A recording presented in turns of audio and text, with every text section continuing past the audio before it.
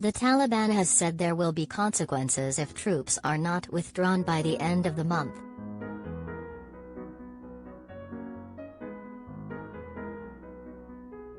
A Taliban spokesperson spoke out as the UK races to airlift 12,000 desperate people from Afghanistan.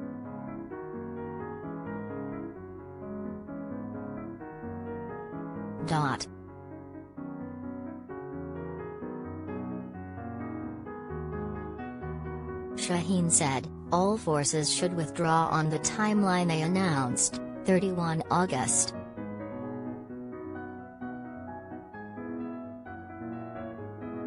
He said people could still flee the country once commercial flights reopen and added, they can evacuate anyone through commercial flights, with visas issued by the concerned country.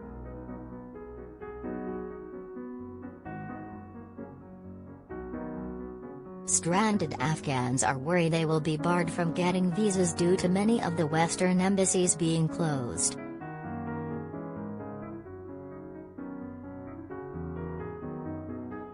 Sky News reports that Shaheen also said that if the US or UK were to seek additional time to continue evacuations, the answer is no.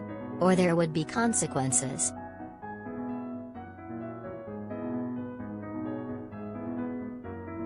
It will create mistrust between us. If they are intent on continuing the occupation, it will provoke a reaction.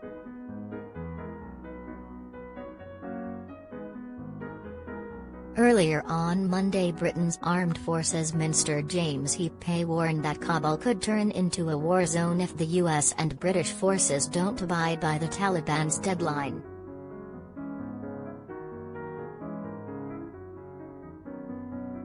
Defense Secretary Ben Wallace also said the Kabul evacuation effort is down to hours now, not weeks, and said the UK's involvement in the rescue mission will end when the US leaves Afghan.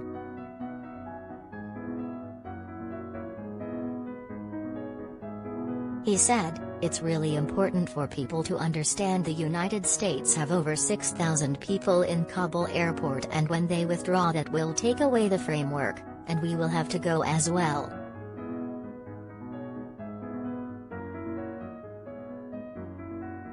We are really down to hours now, not weeks, and we have to make sure we exploit every minute to get people out.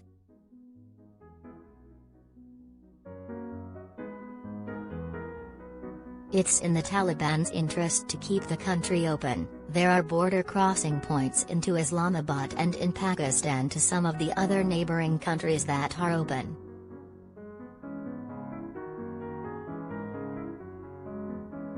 I would think the Taliban want the airport to function, and that means in the not-too-distant future, people that are eligible will be able to leave the country and make their way either overland or, indeed, on flights to the Emirates and other parts of the world, which has been the norm up to date.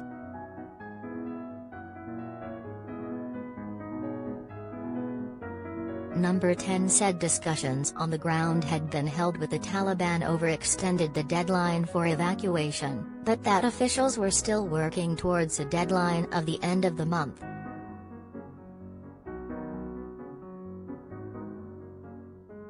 The Prime Minister's official spokesman said, given the Americans are providing the vast bulk of security and facilitating the functioning of the airport in Kabul, and given we have previously spoken to other NATO countries about staying and that didn't prove to be a viable option, we are going to need the airport at the same time as the Americans.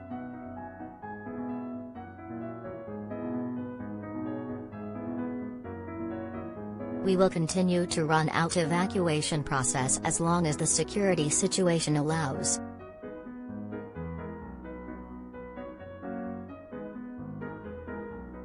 The UK will double its airlifts in Kabul to 12,000 this week. Nearly 6,000 Brits, Afghan staff and their families have now been airlifted out by the RAF, but there are now plans to fly out a further 6,000.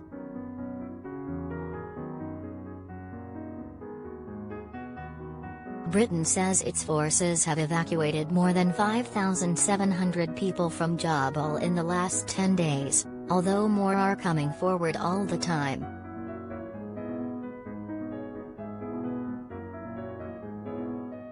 On Sunday, British troops were seen searching the thousands of Afghans desperate to leave the country while armed Taliban kept watch. Troops are reportedly relying on jihadi militants to keep peace at Kabul airport as evacuations attempts continue.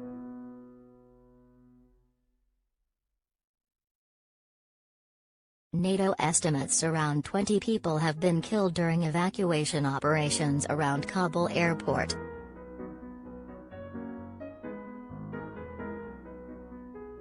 British paratroopers are trying to manage the chaos at the airport amid fears the evacuation mission could collapse in days after a number of people were killed as they were crushed while trying to escape the Taliban.